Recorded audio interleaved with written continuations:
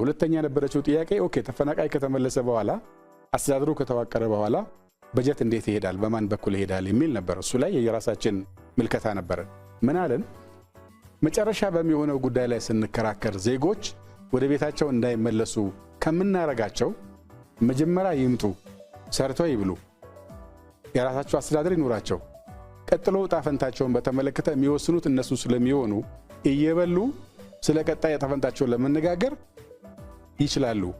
ድንኳን ላይ ሆነው ግን በእነሱ ስም ለምንከራከራለን ቤት እናምጣቸውና ወደፊት እንነጋገርበት ተባለ። ይሄን ያደናቀፈው ኃይል አሁን አንደኛ ባንዲራ አድርጎ ይወስደዋል።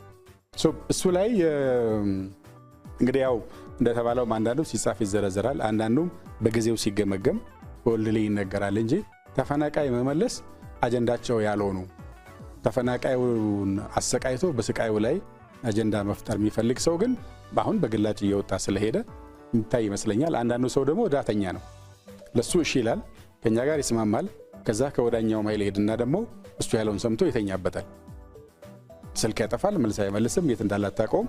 ከወራት በኋላ ስታገኘው እንደገና እንዳድስ ከዜሮ ትጀምራል። እሱ ነው አንዱ ያቆየብን እንጂ ተፈናቃይ እኮ የራያና ጸለምትን መልሰን የወልቃይት ማለቅ ነበረበት እስካሁን በ2015 በጀመርነው መንገድ ሄደን ቢሆን ኖሮ የሚል እምነት አለ።